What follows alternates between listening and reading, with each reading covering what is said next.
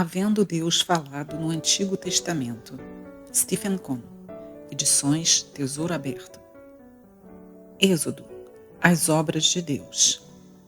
Apareceu-lhe o anjo do Senhor numa chama de fogo, no meio de uma sarça. Moisés olhou, e eis que a sarça ardia no fogo e não se consumia. Então disse consigo mesmo: Irei para lá e verei essa grande maravilha. Por que a sarça não se queima? Vendo o Senhor que ele se voltava para ver, Deus, do meio da sarça, o chamou e disse: Moisés, Moisés. Ele respondeu: Eis-me aqui. Deus continuou: Certamente vi a aflição do meu povo que está no Egito e ouvi o seu clamor por causa dos seus exatores. Conheço-lhe o sofrimento.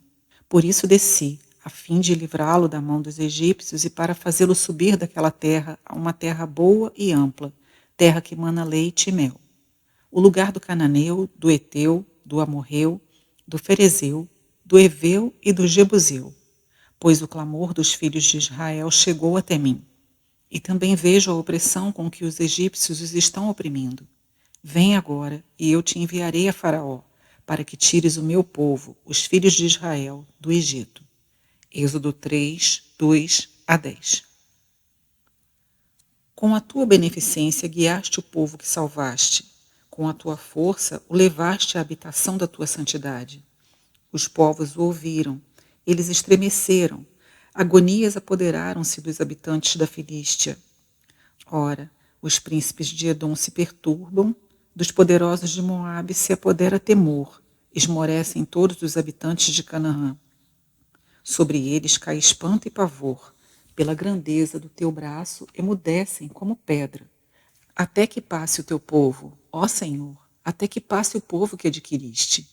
Tu o introduzirás e o plantarás no monte da tua herança, no lugar que aparelhaste, ó Senhor, para a tua habitação, no santuário, ó Senhor, que as tuas mãos estabeleceram. O Senhor reinará por todo o sempre. Êxodo 15, 13 a 18. No terceiro mês da saída dos filhos de Israel da terra do Egito, no primeiro dia desse mês, vieram ao deserto do Sinai. Tendo partido de Refidim, vieram ao deserto do Sinai, no qual se acamparam. Ali, pois, se acampou Israel em frente do monte. Subiu Moisés a Deus, e do monte o Senhor o chamou e lhe disse: Assim falarás à casa de Jacó e anunciarás aos filhos de Israel: Tendes visto o que fiz aos egípcios, como vos levei sobre asas de águia e vos cheguei a mim. Agora, pois, se diligentemente ouvirdes a minha voz e guardardes a minha aliança, então sereis a minha propriedade peculiar dentre todos os povos, porque toda a terra é minha. Vós me sereis reino de sacerdotes e nação santa. São estas as palavras que falarás aos filhos de Israel. Êxodo 19, 1 a 6. Então a nuvem cobriu a tenda da congregação, e a glória do Senhor encheu o tabernáculo. Moisés não podia entrar na tenda da congregação, porque a nuvem permanecia sobre ela, e a glória do Senhor enchia o tabernáculo. Êxodo 40, 34 e 35. Oremos. Querido Pai Celestial, entregamos a Tua palavra nas Tuas mãos e pedimos que Tu venhas parti-la, abençoá-la e concedê-la a nós. Pedimos isso no Teu precioso nome. Amém. Êxodo é o segundo volume do Pentateuco de Moisés. No livro de Gênesis vemos a vontade de Deus e percebemos como essa vontade é centrada no homem segundo o coração de Deus, o homem corporativo que é Cristo e sua igreja. Êxodo nos fala das obras de Deus. Aquilo que Deus prometeu em sua palavra, Ele vai cumprir por meio de sua obra. Êxodo segue o livro de Gênesis muito de perto. No final de Gênesis, nos é dito que José morreu aos 110 anos, sendo então embalsamado e colocado num caixão no Egito. Logo no início de Êxodo está escrito: São estes os nomes dos filhos de Israel que entraram com Jacó no Egito. Faleceu José e todos os seus irmãos e toda aquela geração. Êxodo 1, 1 e 6. Percebe-se imediatamente a conexão entre Gênesis e Êxodo. Portanto, Êxodo é a continuação da história que começou em Gênesis. A palavra Êxodo significa partida, saída. Nesse livro, vemos como os filhos de Israel, que eram escravos, foram libertados do Egito. Em seguida, Deus os conduziu até que eles chegaram à Terra Prometida. Esta história, registrada na Palavra de Deus, tem o propósito de nos advertir. Pois tudo quanto outrora foi escrito, para o nosso ensino foi escrito, a fim de que, pela paciência e pela consolação das Escrituras, tenhamos esperança. Romanos 15, 4. Estas coisas lhes sobrevieram como exemplos e foram escritas para advertência nossa, de nós outros, sobre quem os fins dos séculos têm chegado. 1 Coríntios 10, 11. Lembremo-nos de que não estamos meramente estudando história. Embora seja história, trata-se de história na Bíblia, na Palavra de Deus e, desse modo, serve como tipo para nós hoje. Na libertação dos filhos de Israel do Egito, vemos como Deus nos libertou do pecado, da morte, de Satanás e do mundo. Portanto, esta história deve ser algo muito pessoal para nós. Não devemos nos aproximar do livro de Êxodo como se fosse apenas história, mas devemos ver naquela história a nossa própria história. Este é o propósito do livro de Êxodo. O livro de Êxodo pode ser dividido em 3 partes. A primeira parte compreende os capítulos de 1 a 5. Por um lado, aqui vemos a escravidão, mas por outro lado, vemos o Redentor. A segunda parte compreende os capítulos de 6 a 18. Aqui temos a história da libertação, a qual nos fala da redenção. A terceira parte vai do capítulo 19 ao 40. Nesta parte temos a revelação e, por meio dela, vemos o povo redimido. Escravidão. Em Gênesis, vimos como Jacó e sua família haviam ido para o Egito para serem preservados da fome. Naquela época, José era primeiro-ministro daquele país. Deus abençoou os filhos de Israel durante aquele período no Egito, de modo que eles viveram tranquilamente. A primeira parte de Êxodo narra a história dos filhos de Israel naquela nação. Logo que José, seus irmãos e toda aquela geração morreram, um novo rei assumiu o trono. O historiador judeu Joséfo nos conta que se tratava de uma nova dinastia e o novo rei não conhecia José nem o que ele havia feito pelo Egito. É muito interessante observarmos algo nesse ponto.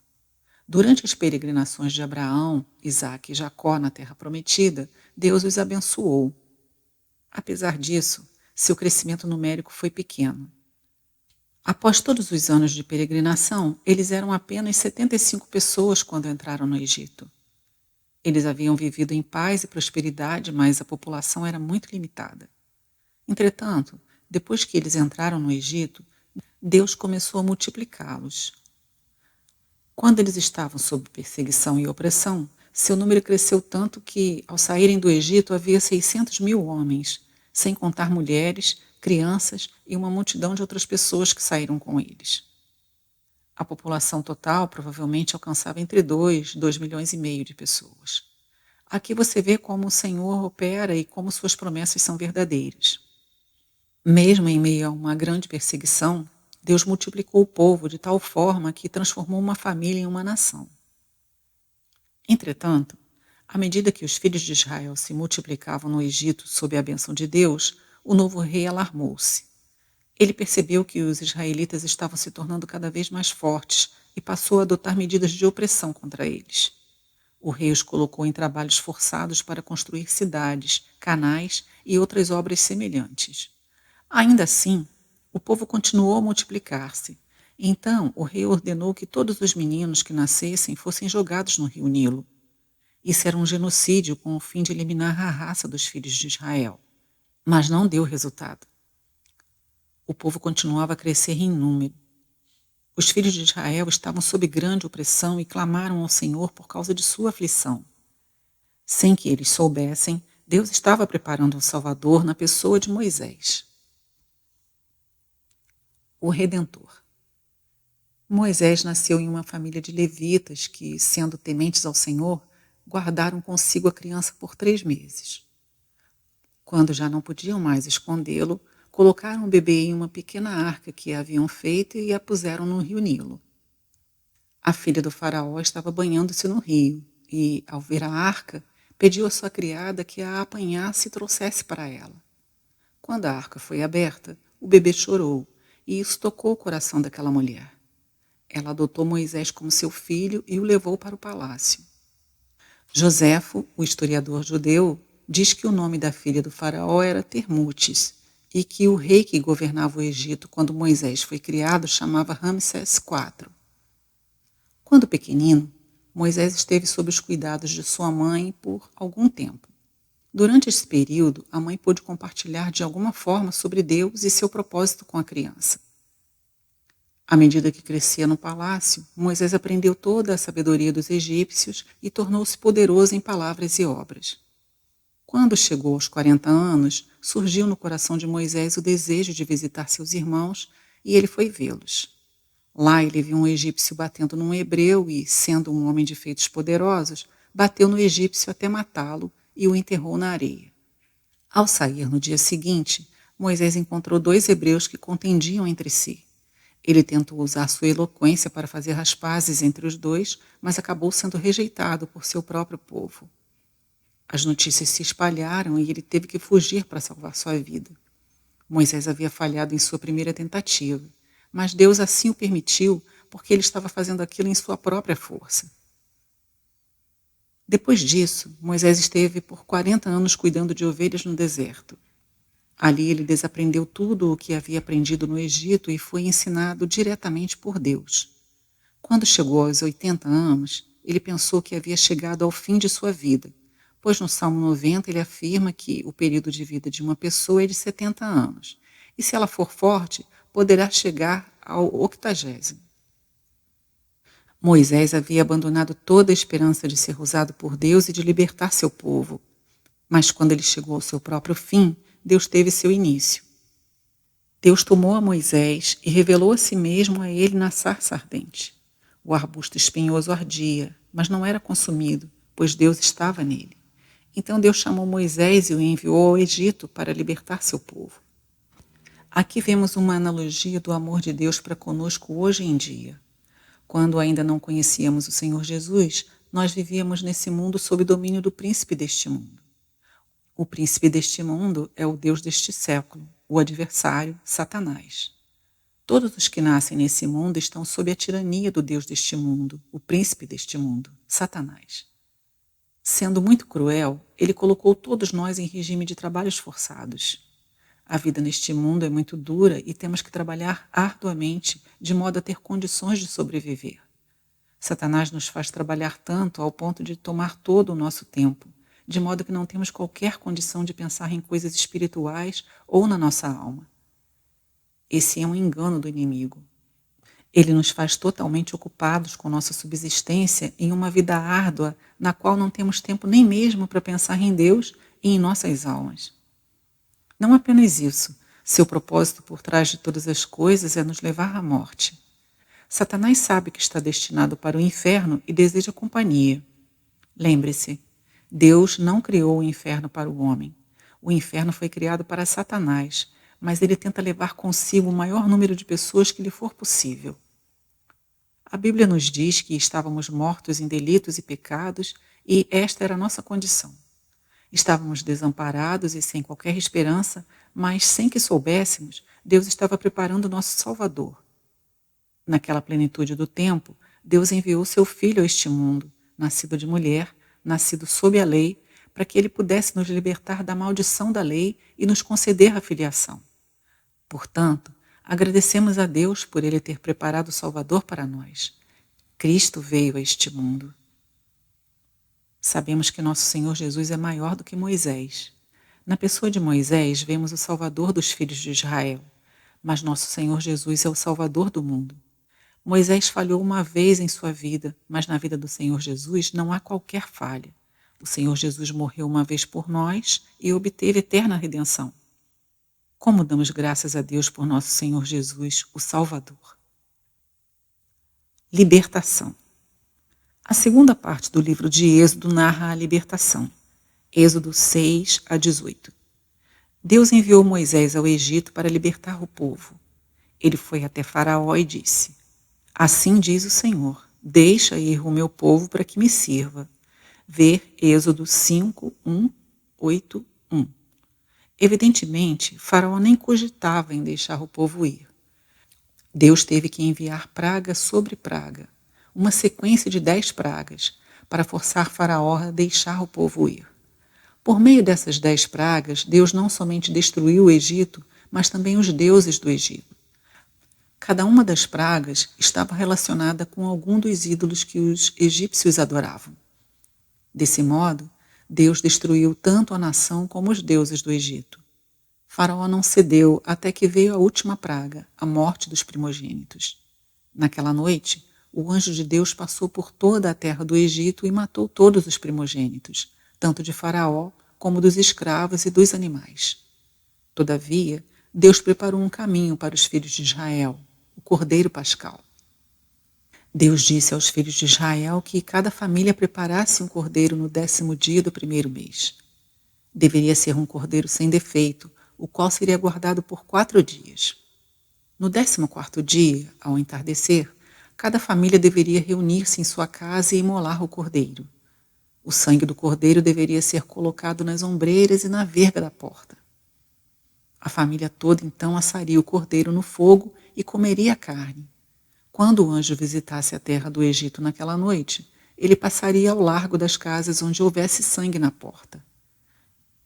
Contudo, se não houvesse sangue, ele entraria e mataria o primogênito. Esta é a Páscoa, no original, passar por alto. Ao obedecerem à palavra de Deus, os filhos de Israel foram preservados pelo sangue. Os filhos de Israel também deveriam comer a carne do cordeiro. Qual é a razão disso? É que eles estavam a ponto de iniciar sua marcha para fora do Egito, e aquela carne lhes deu força para a caminhada. Eles a comeram com pressa, pois Deus estava pronto para conduzi-los para fora. Aqui encontramos outra analogia entre a libertação dos filhos de Israel e a nossa libertação. Não fomos libertados por prata ou ouro corruptíveis, mas fomos redimidos pelo sangue do Cordeiro sem defeito e sem mácula, o próprio sangue de Cristo. Veja 1 Pedro 1, 17 e 18. É somente por meio do sangue do Cordeiro que nós somos passados por alto, somos redimidos. Todos os outros métodos não têm utilidade alguma. Só existe uma maneira pela qual a destruição e a morte podem passar por alto de nós, por meio do sangue do Cordeiro. Damos graças a Deus, pois o sangue do Cordeiro foi derramado há 2000 anos, quando o Senhor Jesus foi crucificado na cruz do Calvário. O sangue já foi derramado, mas nós o aplicamos sobre nossos corações? Ainda que os filhos de Israel tivessem imolado o Cordeiro, se eles esquecessem de colocar o sangue na porta, o anjo entraria e mataria o primogênito. Redenção. A redenção do Senhor Jesus é suficiente para todo mundo. Seu sangue é mais do que suficiente para a remissão dos pecados do mundo inteiro. Como se pode explicar que os pecados de algumas pessoas sejam perdoados e os de outras não o sejam? Isso não se deve à insuficiência do sangue de Jesus, mas ocorre porque algumas pessoas aplicaram aquele sangue sobre seus corações, enquanto outras se recusam a fazê-lo. Você aspergiu o sangue sobre a consciência de seu coração? Somente o sangue de Jesus pode purificar nossa consciência de nossos pecados. Somente o sangue de Jesus pode satisfazer a justiça de Deus. Somente o sangue de Jesus pode fechar a boca de Satanás, o acusador. Quão precioso é o sangue do nosso Senhor Jesus! Nele nós somos salvos. Nossos pecados são perdoados pelo sangue do Senhor Jesus. Todavia, isso não é tudo. A vontade de Deus na redenção não é que tenhamos apenas o sangue do Senhor Jesus, mas também que tenhamos a carne. O Senhor disse: quem comer a minha carne e beber o meu sangue tem a vida eterna, e eu o ressuscitarei no último dia. João 6, 54. O sangue de Jesus nos lavou, nos purificou, satisfez o que Deus exigia e fechou a boca de Satanás. Mas isso não é tudo. A vida do Senhor Jesus, representada por sua carne, está agora em nós. Nós a tomamos pela fé, tendo recebido o Senhor Jesus. Agora, Ele é a nossa vida, a nossa força, e por meio de sua vida podemos marchar para fora do mundo e seguir o caminho rumo ao céu. Portanto, lembre-se, temos a vida do Senhor Jesus em nós. Somente por meio da vida do Senhor Jesus é que somos capazes de passar por este mundo até chegarmos ao céu. Quando Moisés estava tentando tirar o povo do Egito, Faraó não permitia que eles saíssem. Ao sentir a pressão que era colocada sobre si, Faraó tentou negociar. Vez após vez, quando vinha uma praga e ele não mais a podia suportar, ele dizia: Eu errei, faça a praga cessar e eu os deixarei ir. Contudo, quando a praga cessava, ele retornava à posição anterior e não os deixava sair. Então vinha outra praga, que de novo o afligia, e ele dizia: Está bem, se vocês querem servir a Deus, sirvam-no aqui. Não saiam, mas sirvam a Deus aqui. Moisés então disse: Não podemos celebrar a festa ao Senhor aqui no Egito, pois podemos sacrificar coisas que são abominação para os egípcios e seríamos apedrejados por eles. Não podemos servir nosso Deus aqui. Temos que caminhar por 3 dias no deserto para celebrarmos a festa do Senhor. Faraó respondeu: Está certo. Já que vocês têm que ir, podem fazê-lo. Contudo, não vão longe daqui. Fiquem por perto. Não, disse Moisés. Temos que andar por 3 dias. A pergunta seguinte foi: Quem irá? Moisés respondeu: Os homens, as mulheres, os velhos, os jovens, nossos filhos e filhas, nossos rebanhos e nosso gado. Todos nós iremos. Então Faraó disse: Não, não. Os homens podem ir e servir a Deus, mas deixem a família aqui. Moisés respondeu: Assim não é possível. Faraó replicou: Bem, então vão com seus filhos e filhas, mas deixem os rebanhos e o gado aqui. Disse Moisés: Nenhum casco de animal ficará. Tudo tem que ir conosco. Finalmente, naquela noite da Páscoa, Faraó disse: Vocês podem ir, saiam rápido. Então todos saíram. Será que isso não é uma lição para nós hoje em dia? Qual é a razão primordial pela qual Deus nos salva? Ele não o faz apenas para que sejamos livres. Nós somos libertos, mas Deus não nos salva apenas para que sejamos livres e possamos viver do modo que queiramos. Antes servíamos a Satanás e ao mundo, sendo que o próprio Satanás nos prendia junto a si. Mas Deus disse: Deixa ir o meu povo para que me sirva. Ninguém pode servir a Deus estando em escravidão. Deus precisa de pessoas livres e somente quando somos libertos é que podemos servi-lo. O propósito da vida é servir a Deus e adorá-lo. Como podemos fazer isso se não somos livres? Como podemos servir a Deus se ainda estamos no mundo, habitando no Egito? Isso é impossível, pois os egípcios vão interferir em nosso serviço. Eles irão dizer: Não faça desse jeito. Vou mostrar-lhe uma maneira melhor de fazer isso. Infelizmente, o cristianismo de hoje está no mundo tentando servir a Deus sem sair de lá. Não é de surpreender que haja tantas coisas e métodos mundanos no cristianismo. A engenhosidade do homem tomou conta do serviço no cristianismo. No entanto, você não pode servir a Deus no mundo. Você tem que ser separado. Quem irá servir a Deus? A salvação de Deus é uma salvação familiar. Em outras palavras, cada casa deve ter um cordeiro pascal. Se a família for muito pequena, outra pessoa pode ser convidada para compensar, mas haverá um cordeiro para cada casa. Esta é a salvação de Deus. Portanto, a salvação de Deus é para os homens, as mulheres, os velhos, os jovens, os pais, os filhos e as filhas. Não apenas isso, também estão incluídos os rebanhos e o gado. Em sua redenção, Deus nos redimiu completamente. Toda a casa está incluída com todas as coisas com as quais Deus nos abençoou. A vontade de Deus é que não apenas os homens e as mulheres o sirvam, mas também nossas crianças o façam. Servimos a Deus com todas as bênçãos que recebemos, com todas as coisas com as quais Ele nos abençoou. De fato, estas coisas pertencem ao Senhor e assim devemos apresentar nossas famílias e nossas posses a Deus e permitir que Ele seja servido. Essa é a maneira pela qual celebramos a festa do Senhor. Depois que os filhos de Israel celebraram a Páscoa e foram livrados da morte, eles imediatamente começaram sua jornada para fora do Egito. Deus os levou através do Mar Vermelho. É possível ir do Egito até Canaã por terra, pelo caminho da terra dos filisteus. Contudo, Deus não conduziu o povo através desse caminho.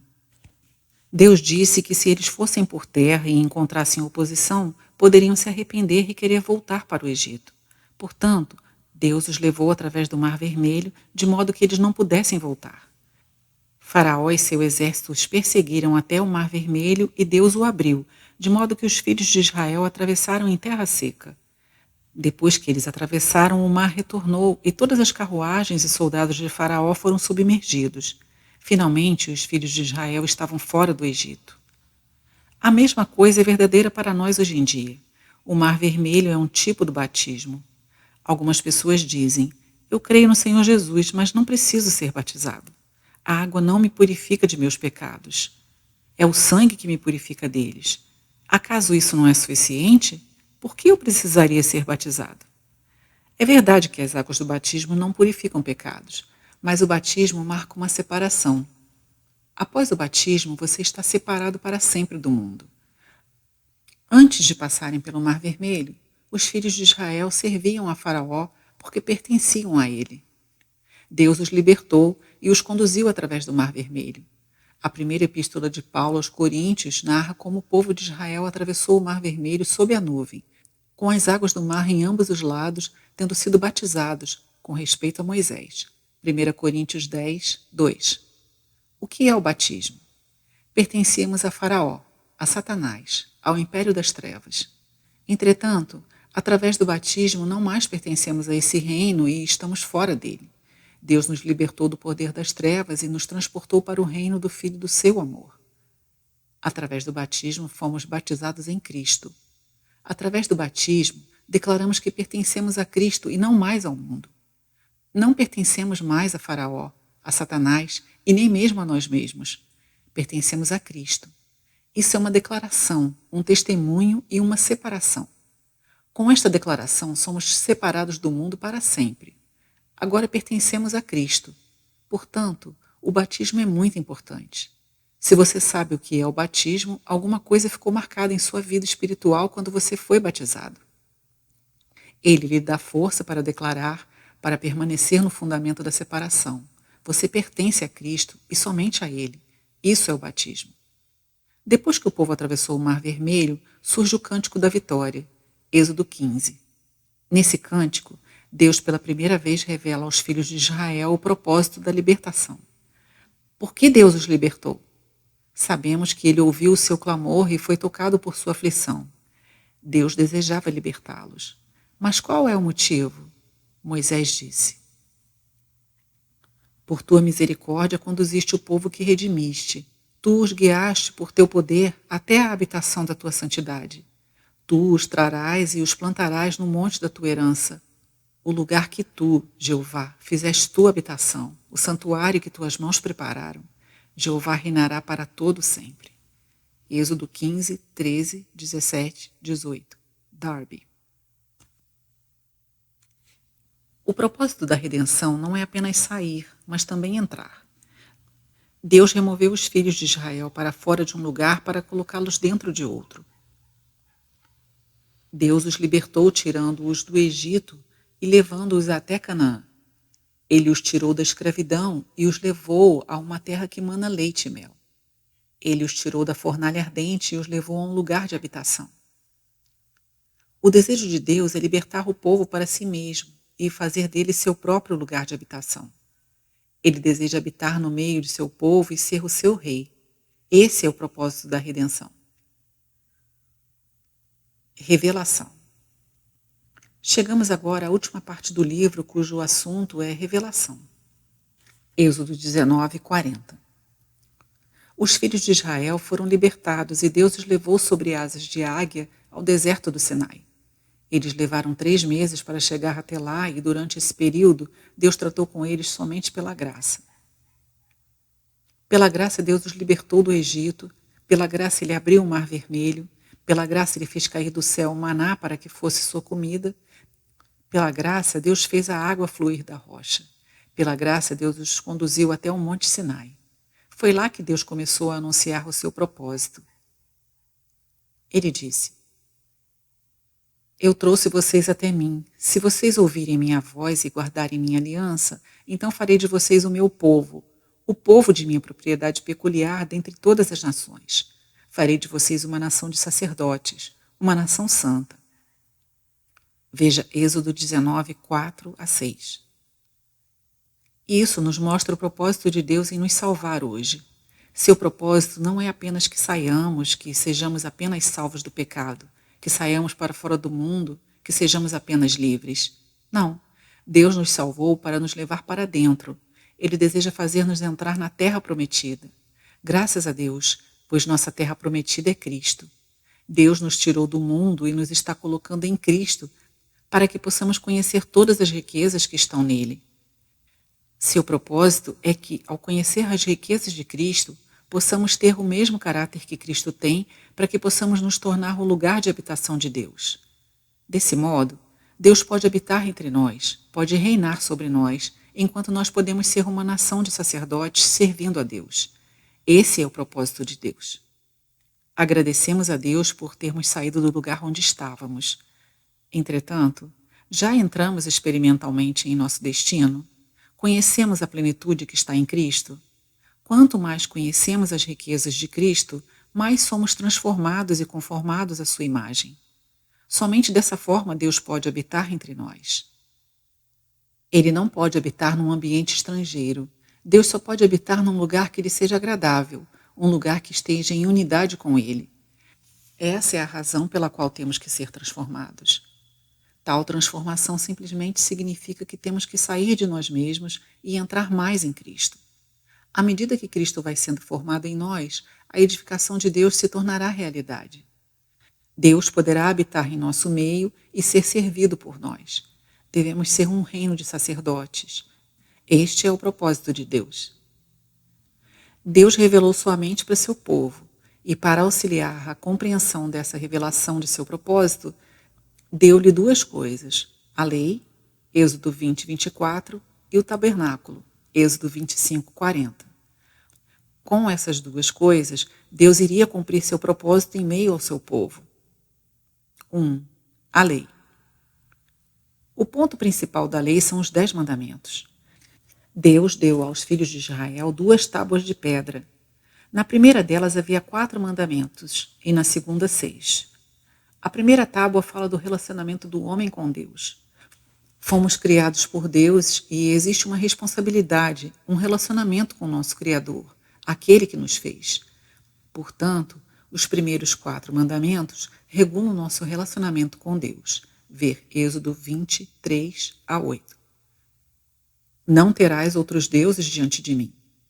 Não farás para ti imagem de escultura. Não as adorarás.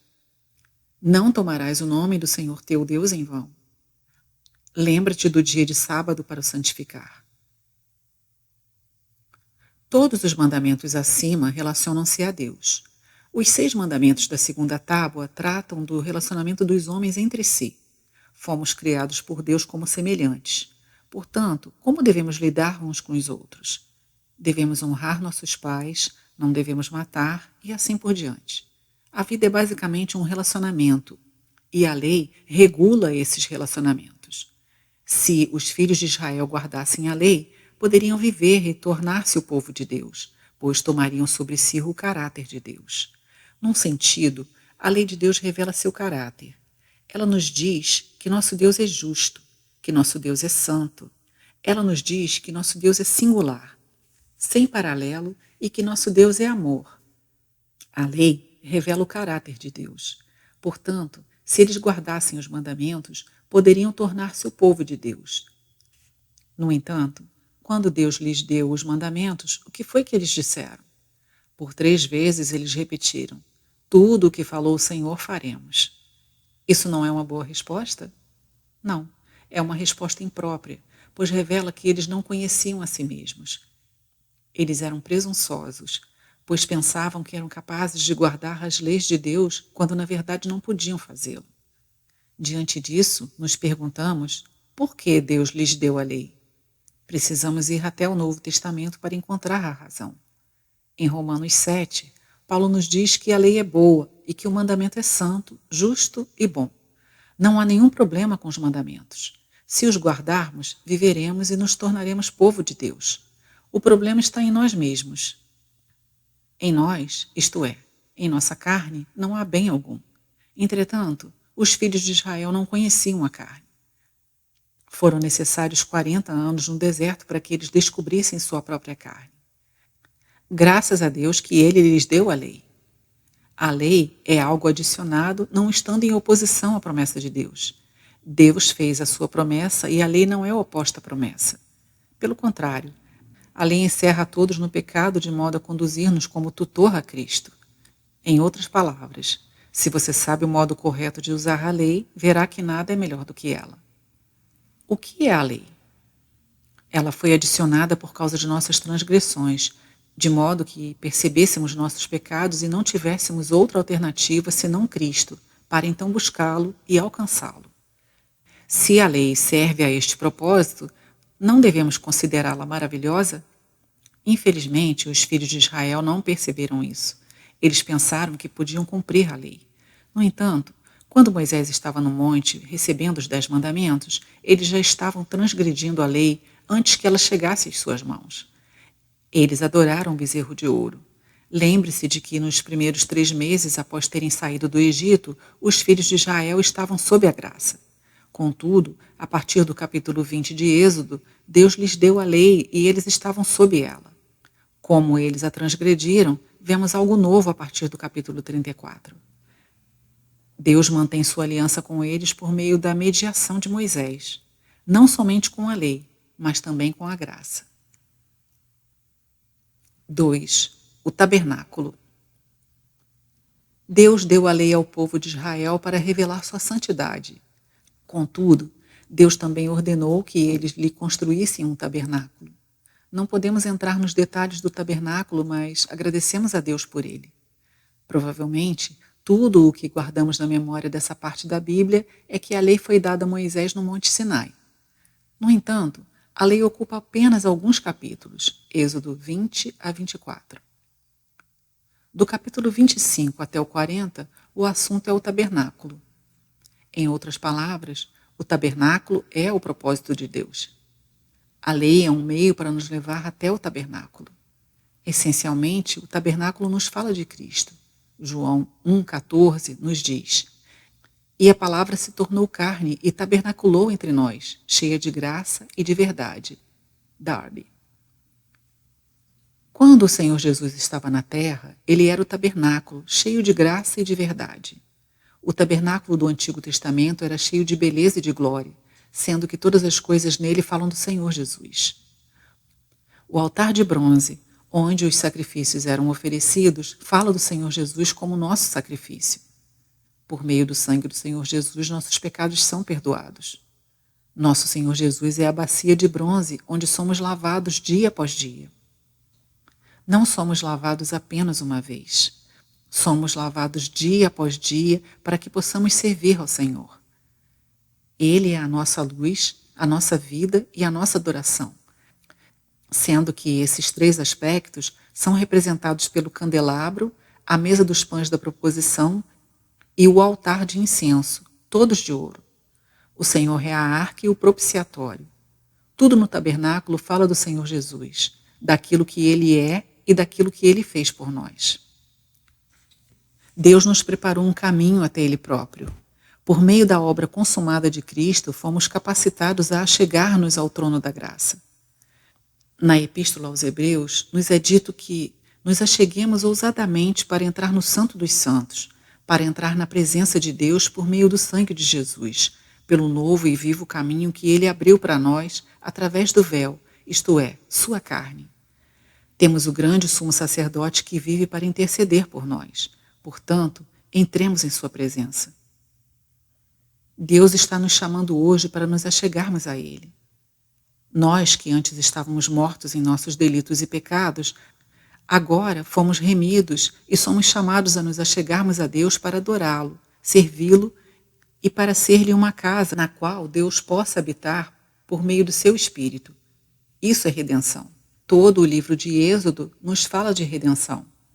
Temos, de fato, uma grande redenção e um maravilhoso Redentor. A obra de redenção é completa e, graças a Deus, nós somos os remidos. Que os remidos do Senhor louvem o seu nome. Oremos. Querido Pai Celestial, te louvamos por teu grande amor para conosco. Enviaste a este mundo teu Filho, nosso Senhor Jesus, para ser o nosso Redentor. Que maravilhoso Redentor ele é. Ó, quão abrangente, quão completa e quão perfeita é a sua obra redentora. Te agradecemos porque hoje, pela fé e por tua graça, somos os remidos do Senhor. Sendo assim, não queremos sair em liberdade. Queremos te servir em tua casa para todo sempre. Possa o teu nome ser glorificado. Pedimos isso em nome do nosso Senhor Jesus. Amém.